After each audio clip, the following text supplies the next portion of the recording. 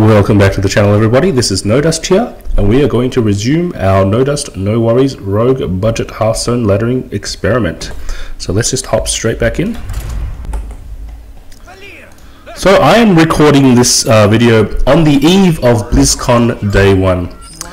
And it's been a day of really exciting announcements and a really exciting... really exciting announcements. Some of the keynotes were excellent. I don't think I'm going to keep fan. Not really. Warriors don't really have anything to fan against. And yeah, so I've got a list of things I want to talk about. But I'm sure most of you have already caught up to the news and seen the World of Warcraft movie trailer. My God, it looks so good. It looks like so much fun. The thing that, and I'll put a link in the show notes. The thing that comes most to mind to me is it's like a combination of Game of Thrones plus Lord of the Rings, except it looks so much better than Lord of the Rings since it's not. How long was Lord of the Rings out? My guesstimate would be about 10 years, maybe 6 years.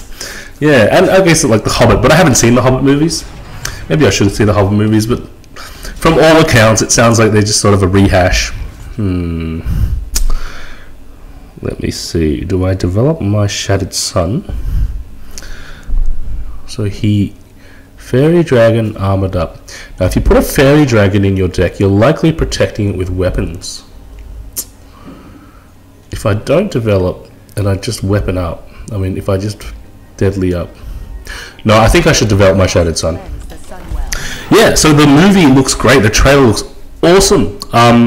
And it just dropped, I think, sometime early this morning, and I watched it like 3, 4, maybe 5, and then I've watched it a number more times throughout the day. I highly encourage you guys to check it out if you are at all, fans of Hearthstone or Warcraft or World of Warcraft and all of that stuff, all of that good stuff. Okay, let's draw a card. Okay. Yeah, we're just going to run in. It's great, and really words can't explain it. But the strangest thing occurred to me. People on Twitter, there's just, I don't know, people say the strangest things. And that's probably like a very stereotypical phrase, but like the Warcraft movie dropped, right? The trailer came out, and then there were people on Twitter going, looks like shit, looks like crap, I'm not watching it, looks terrible. And I'm like, dude, let me do my turn, because I'm about to get quite emotional here.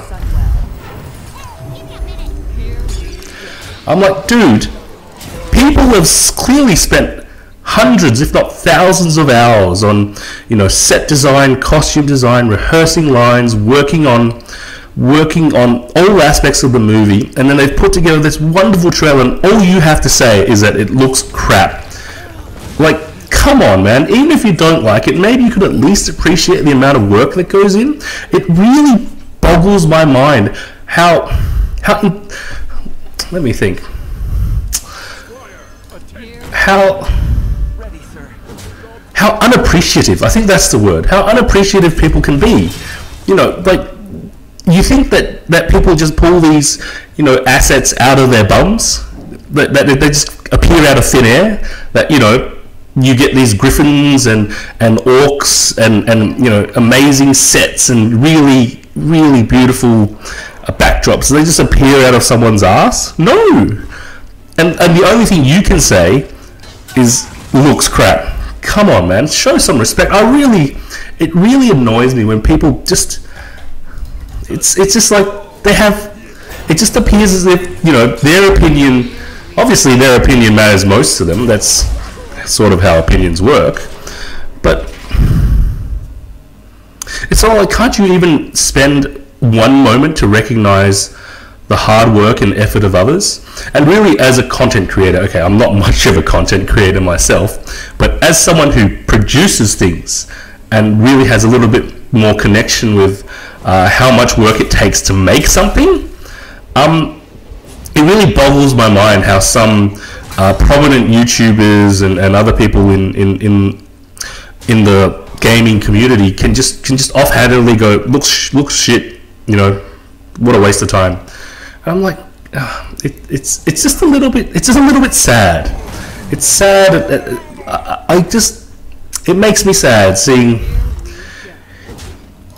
sort of just I guess ignorance. The ignorance of man makes me sad. It makes me fear for our future. But you know, having said that, I'm sure there are hundreds and hundreds of thousands of people who watched the trailer and absolutely loved the trailer just like I did, and can't wait for more. I definitely will be seeing the movie. I cannot wait. I literally cannot wait. I wish it was out tomorrow, because then I could go tonight and watch it.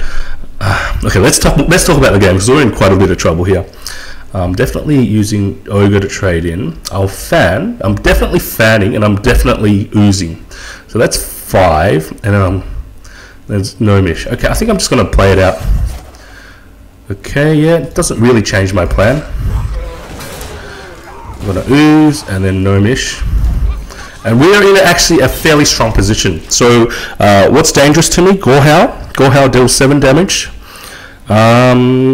Grommash in a rage. That's definitely a possibility. I should really be talking more about the game. This appears to be some sort of a face warrior.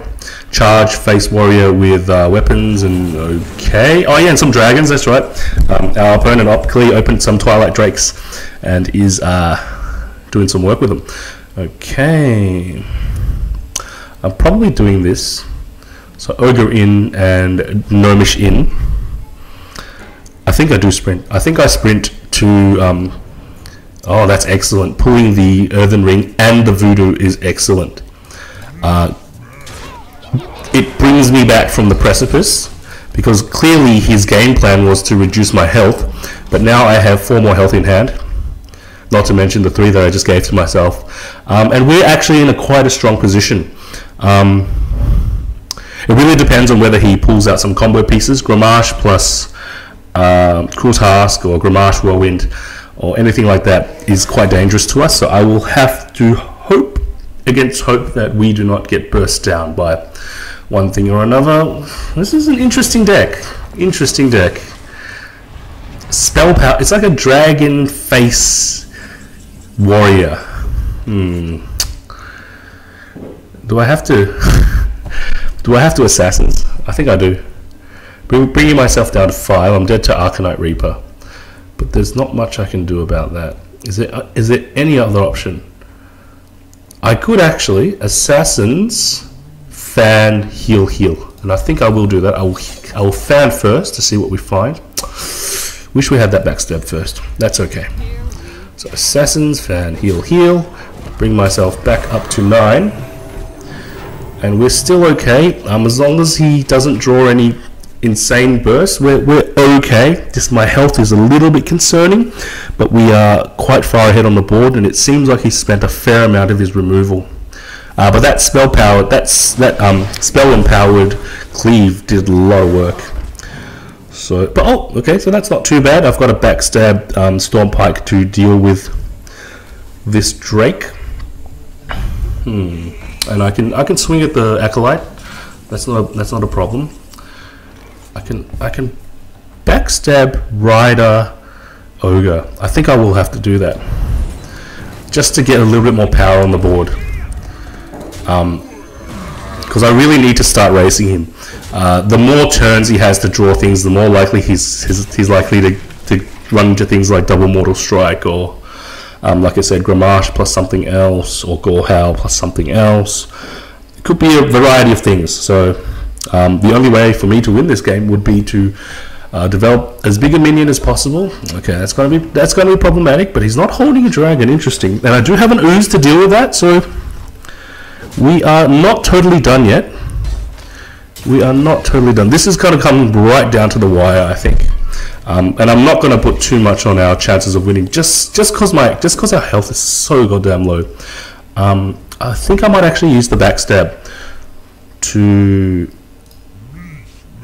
yeah, I want to use the backstab and conserve some of my health. Going down to 5, again, weak to Reaper, weak to Arcanite Reaper. So I'm going to spend the backstab to basically save myself 2 health, and we'll see how it goes. So yeah, on the Warcraft movie, it's just great. Go watch the trailer, go watch the teaser. The set design, the costume design, just the amount of work they've put in is phenomenal. I couldn't be more excited. So I'm definitely looking forward to it. And knowing Blizzard's history, and I like to associate Blizzard with like a standard of quality. Some things, sometimes they make the wrong decisions. Sometimes things don't always work out for the best, but they always meet a strict standard of quality. They always hit that mark. Hearthstone looks, the assets in Hearthstone look beautiful. Literally look beautiful. Yeah, I think I have to do this. It's a bit silly, but it does prevent that dealing damage to me. And how much do I have in hand? I have 10. If I find 2 more damage, we can kill him. But it's likely, well, if he plays Nefarian again, he won't be armoring up. So that's actually pretty good for us if he decides to replay it. Yeah, but if he armors up, it puts the lethal a little bit further away from me. So to see what he, okay, MS. Why didn't you just MS my face? That would have done 6. So he doesn't have 2 bursts in his hand. He doesn't have 2 bursts. Either that or he misplayed, because he could have mortal struck me for 6. And then I'll be on 2 health, and then a Fire War Axe or another Alexstrasza's champion would have dealt with me. Interesting. Yeah. Well, I'm really on the edge. I'm going to have to hope for... Yeah, that's strange. Did he top deck that? I wasn't watching too closely. I wonder if he did top deck that, because he definitely would have had lethal with the Death Spite and the Mortal Strike. And we are in a ton of trouble. And I don't think we're going to win this one. A little bit too much value in that deck. We came really close, so I don't feel bad about it. And this was a unique deck, so we called a loss. We came pretty close. Would have liked to have reached rank 17, but that's okay. This is why it's an experiment. I'm not claiming to. Nice. Always a pleasant experience when you do a game and then you get a full board of quests, and they're all, how do I say? I like to call these generic quests. They're not class specific, so you can play arena, you can play whatever. All right, let's hop right back on in. Yeah, so I spent the bulk of this morning, I was planning to record this morning, but I spent the bulk of the morning watching BlizzCon, because if you didn't know from my voice, I live in Australia, and okay, this is a 1, 2, 3... Against the Hunter, I think Earthen Ring is fine to keep. I live in Australia, so I'm not quite sure how the times line up with when BlizzCon opens and when it's... Anyway, I woke up in the morning and BlizzCon was on, so I watched the Hearthstone quarterfinals, I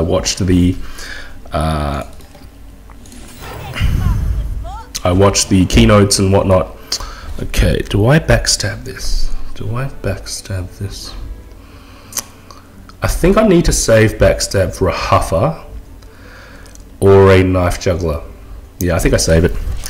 Yeah, so I was watching the keynotes, I was watching all the reveals, they were announcing World of Warcraft Legion, some things about Legacy of the Void, I think, some things about Overwatch. Do I take 4? Nothing else for me to do. I take 4.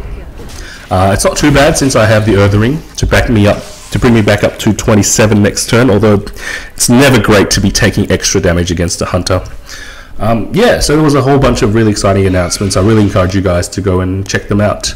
I'll put a couple of links in the show notes, particularly to the Hearthstone World Champions quarterfinals.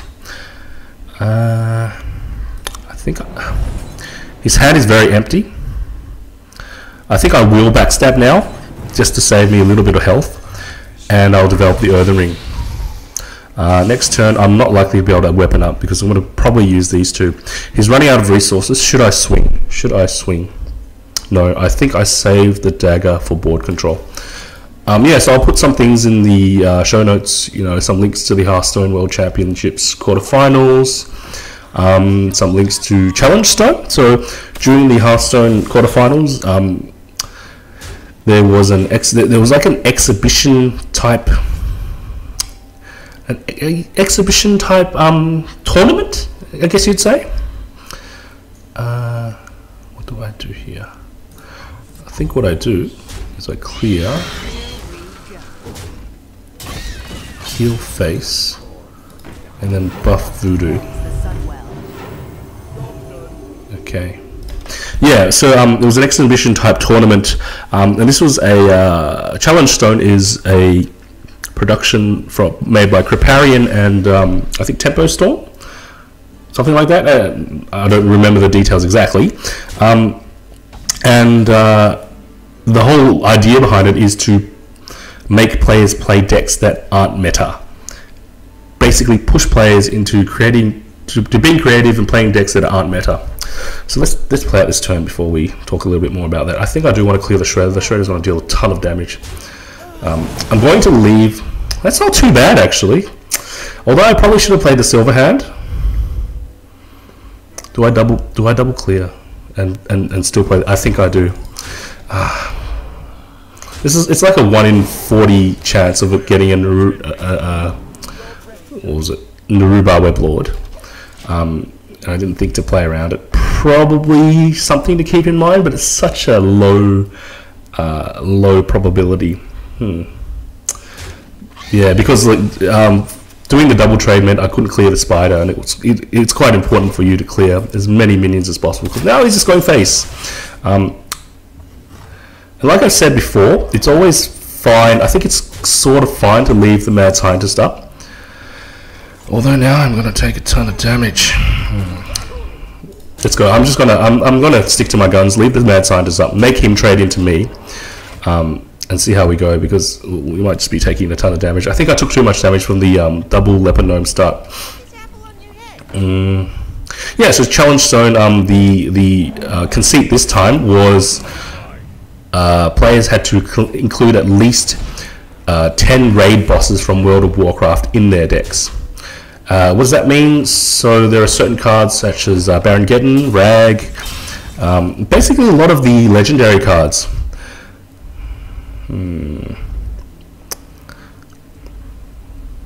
I think I want to shoot. Yeah, we'll do this. And we actually have a lot of damage on the board. Yeah, so if you tune into the Challengestone yourself, I'll put the link in the show notes. It was just a small exhibition tournament with 2 semi-finals and a grand final. I won't spoil the results. I encourage you to check it out if you're interested in. It's always Zuffer. GG, it's done. Not much I could have done there. Yeah, I encourage you to check it out if you're interested in seeing casters. So it was primarily casters who were involved in this exhibition tournament, building unique decks that you would probably never see on ladder, forced into putting certain cards into their deck and creating certain concepts around things such as Fugen and Stalag, things such as the Light Sisters, the Fiola Lightbane, and the other one that no one ever plays. And it's really interesting. If you're interested, definitely head on over, have a look.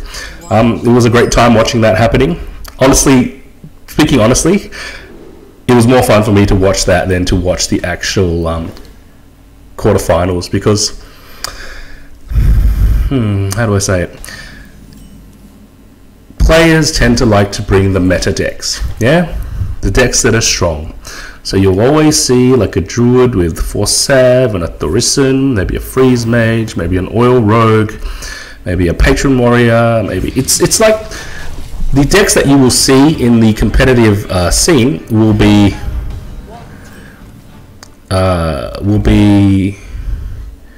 they're fairly predictable, handlock, things like that. There's nothing that really, whenever you target this minion with a spell, gain Divine Shield. I don't think mages have any spells that do that kind of work, although I will backstab it just to make sure it doesn't get a freebie off my Raptor. So what was I saying?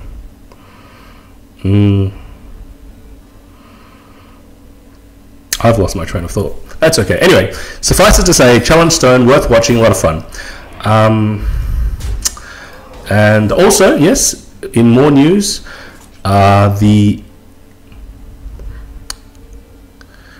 I think I'm putting a weapon up and deadly. I need to clear the light bane. I'm going to use the backstab and clear the light bane. Basically, I'm protecting my raptor here, using my health as a resource.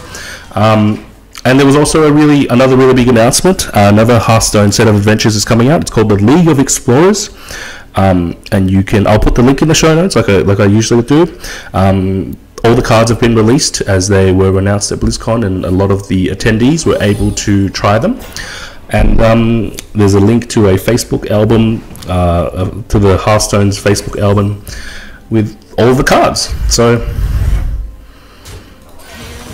definitely head on over, check it out. I'm really loving the new Discover mechanic. And the new flavor to the cards. It's all about discovery. It's all about exploring. It's adding even more RNG, and I love it when whenever the game of Hearthstone gets more and more. Do I swing? 6. Swing now, and on 6 swing again, and on 7 play Assassin's Blade. Okay. As the card pool to the game gets larger and larger, the number of possible decks also increases exponentially because just the number of combinations you can do is just kind of grows out of hand. It just sort of just goes crazy, and I like it because each extra card means, how do I say, the number of combinations you can have. The larger the card pool, the more the number of combinations is. It eventually, like, it goes to infinite, and that's what's happening as the expansions keep coming out, as the adventures keep coming out. So I'm, very excited for it. Okay, the consideration here is: do I Shattered Sun, Fan, or Ogre? I think I'm definitely going to Ogre. Take 3 damage to the face. Shattered Sun would have set up a really convenient Silverhand Knight clear on the sludge, but would have been a poor use of the rest of my mana. So we are going to head into turn 6. Did he use the coin? I really should be following these games closely, because coin Flame Strike would have been okay, but not the best. Okay, that's just some interesting tech. That's some interesting tech. Arcane. Okay. Perfect card. Gnomish into Shattered Sun. Yep. Definitely doing that. And we have the very powerful Assassin's Blade Deadly Poison combo. Very powerful combo. Yeah, so the League of Explorers is coming out. Check it out on the Hearthstone websites. Check out the card pool. Do I sprint? Do I sprint, or do I develop a huge weapon and sprint next turn? Huge weapon should be able to deal with whatever he plays, but sprint gives me more flexibility. Yeah, I think I sprint. Not too bad. I can play the Voodoo Doctor and still tax him. It's never a bad idea to tax a mage, I think. And plus, just getting that little bit of healing is actually quite good value. A card like Voodoo Doctor, you never see it played, but the value to the card is actually really good. It's like an above average late game 1-drop, because most 1-drops are like 2 1s that don't do much. But you get a heal off the Voodoo Doctor. It's like doing a ton of work. Okay, and I think I will do the heal again. Oh, I definitely want to play the Shadowpan, so I could go Gnomish Shadowpan. Gnomish Shadowpan, but Gnomish dies for free, but I can clear it next turn with my assassin. So yeah, let's do it. Gnomish Shadowpan to develop a strong board yet again, and let's see how we will go. So yeah, a lot of really exciting things happening this next week or so, and also another really interesting and cool thing to know is that the adventure is going live in about 6 days, 12th of November. What's going on?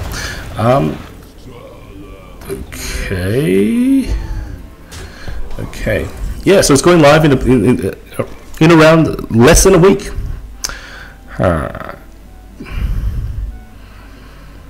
5-1. It's quite awkward here actually, because I'll be tanking a lot of damage. I think I have to do it anyway. Then I'm going 5-1. I can still fan. Do I need to fan? 5-1 will be 6 mana. I can go double heal. Yeah, I think I go 6 mana double heal. And Do I clear? Which do I clear? The Starlug challenges my Shadow Pan. So I think I need to... Is this Starlug? Yeah. I clear the Starlug, even though it's really painful. It challenges my Shadow Pan, whilst the others don't. And we are okay, but... Okay, he's only got one card left in his hand, so if we're lucky for a couple of turns, we can do quite well. Yeah, but that Frost Nova did a lot of work. Seems to be some sort of a freeze stall deck, but some strange tech in there. We might still lose. That's one of the things to do with Rogue. Even though you can control the board, you end up taking so much face damage that you end up losing anyway. That's just one of the unfortunate things. I'll probably, you know, they might... I'm definitely fanning at least once. I think I'm gonna double fan. Yeah, I could Storm Pike actually. Storm Pike, run in, run in. Oh, that's not too bad an idea. Yeah, let's do that. Storm Pike, run in, develop an enormous blood sail and start doing work. Because my board is enormous and he has no cards, although I'm dead to Fireball. I think there's already been one Fireball, so we're dead to top deck Fireball. And also top deck, okay, top deck Arcane Intellect, which that wasn't. So that's not too bad. We've bought ourselves another turn. I don't think there's any more healing in this deck, so I'm just going to have to go for it. I want a fan. I just need to go for it. I need to end the game as soon as possible. Good, good, good. Just put as much pressure on as possible. So I'm not going to win. If I wait for a drawn-out top deck war, he will eventually top deck into a into a Fireball, and I'm dead. Even if he flame strikes this, I've got the 5 damage in hand. Hopefully, please don't be a Fireball. Please, please, please, please. It's one of the worst feelings to lose to a top deck direct damage Fireball. Whew. Our luck came through. So the first 2 games were tough, but the third we did okay. Okay, but we're basically back to where we started. That's fine. Got some more gold. Let's see if we have enough to open a pack. And like I said before, I like the TGT, so we're going to stick with the TGT until I'm satisfied. So let's see if we can find any cards and make some adjustments to our deck. Dragonhawk, no. Bone Guard, I don't mind. Refreshment, I don't mind. Bone Guard is okay, but you don't tend to weapon up very much as Rogue, so maybe I'll leave it. I like the double ooze. And Refreshment, I don't mind actually. Refreshment's a fairly strong card. The issue is that it heals your opponent as well. But we are taking a ton of damage. Since I have a number of weapon-based spells in this deck, I think I will mix in the Refreshment. Let's see. So what could I... Well, okay. So Bloodfen, that's a straight up upgrade. So I'm going to put in Bone Guard for Bloodfen. There's no question about that. And then Refreshment. Senjin? Darkeye? I like Darkeye. I think Senjin. It might be a mistake because Senjin's faster than Refreshment. But in a situation where you need Senjin, Refreshment can be okay as well because it basically blocks 4 damage to your health. The situation in which Refreshment is good is you know, against things like aggro hunter, aggro pally, things that just try to burst you down, and even against things like freeze mage. Just that little bit of extra health can keep you alive just long enough for you to end the game. Okay, so let's put these 2 in. So we have gained 2 more common cards. So I will do some deck updating in between these videos. So let's wrap it up here. And I just want to thank you guys in advance for liking, commenting, sharing, and subscribing. I do this for the love, so it'd be great if you could just, you know, show me that you care and that you like it. I'd like to wish you guys a wonderful day, and I will be seeing you next time. It's No Dust signing off.